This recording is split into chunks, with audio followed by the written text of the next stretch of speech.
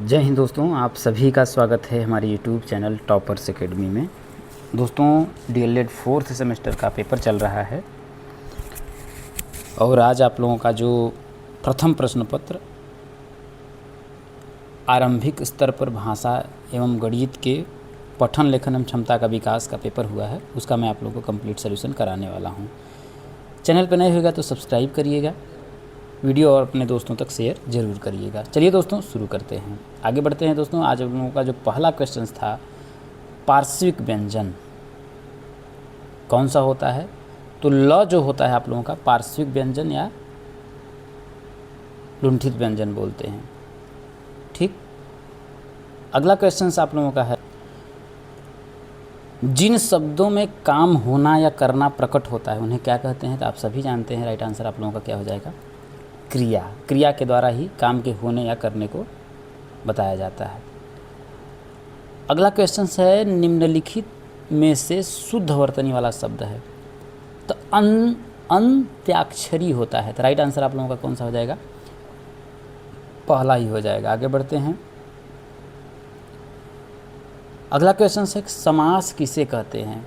तो इसका right answer आप लोगों का दूसरा हो जाएगा, दो पदों के मेल से। ठीक, अगला क्वेश्चन है आप लोगों का कि ह्रीश स्वर किसे कहते हैं? तो राइट आंसर आप लोगों का पहला ही हो जाएगा, जिनके उच्चारण में सबसे कम समय लगता है।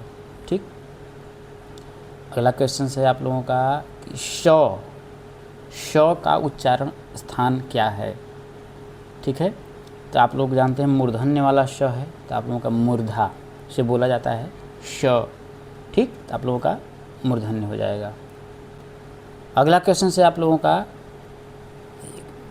वर्णों को बोलने में जो परिश्रम करना पड़ता है उसे क्या बोलते हैं? तो भाई, वर्णों को बोलने के लिए जो आप परिश्रम करते हैं उसे प्रयत्न कहा जाता है। क्या बोला जाता है दोस्तों? प्रयत्न कहा जाता है। आगे बढ़ते हैं। अगला है कि देवनागरी लिपि का विकास हुआ था। तो देवनागरी लिपि का विकास कैसे हुआ था? तो आप सभी जानते हैं कि देवनागरी लिपि का जो विकास हुआ था आप लोगों का ब्राह्मी लिपि से हुआ था। ठीक, आगे बढ़ते हैं। अगला है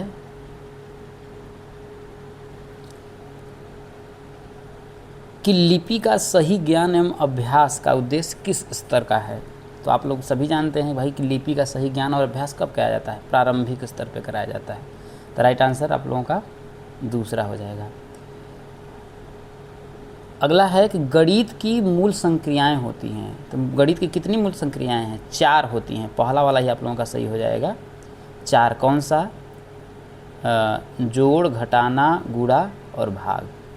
ठीक, आगे बढ़ते हैं। अगला क्वेश्चन से आप लोगों का कि किसी भी संख्या के कितने मान होते हैं? कोई भी संख्या हो गई, जैसे मैंने लिखा 2, 5, 7, 8, तो ये 5 के कितने मान होंगे?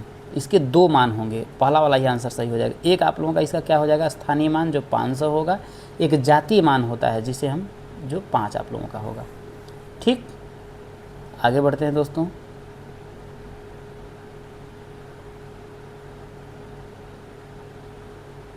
अगला क्वेश्चन है कि अभिजात्य का विलोम शब्द है। तो अभिजात्य का विलोम शब्द अकुलीन क्या होएगा? अकुलीन हो जाएगा।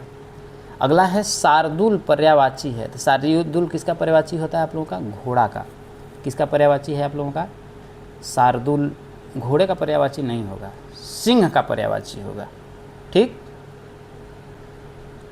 तो राइट आंसर आप लोगों का इस पे चला जाएगा, तीसरे पर चला जाएगा, सिंह का। शार्दूल मतलब सिंह होता है। ठीक, अगला क्वेश्चन है आप लोगों का कि प्रत्युपकार शब्द में प्रयुक्त उपसर्गों की संख्या। तो देखिए, प्रत्युपकार बढ़िया क्वेश्चन है।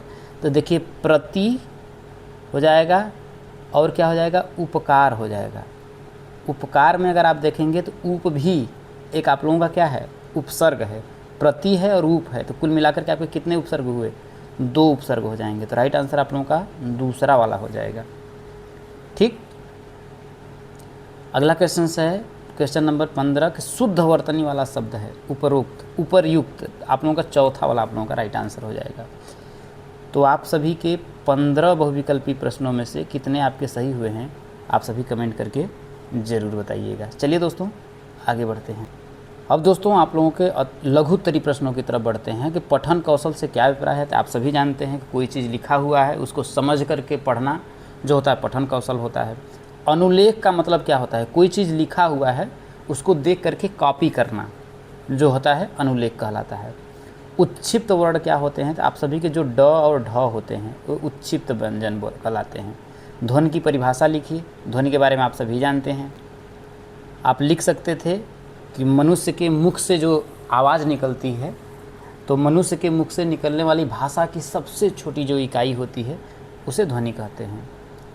उत्पत्ति की दृष्टि से शब्द के प्रकार बताइए। 4 प्रकार होते हैं, कौन कौन सा। देशज होता है, विदेशज होता है, ठीक, तत्सम होता है, तद्भव होता है। तो ये आप लिख सकते थे। अगला क्वेश्चन है, ये साफ दिख नहीं रहा है,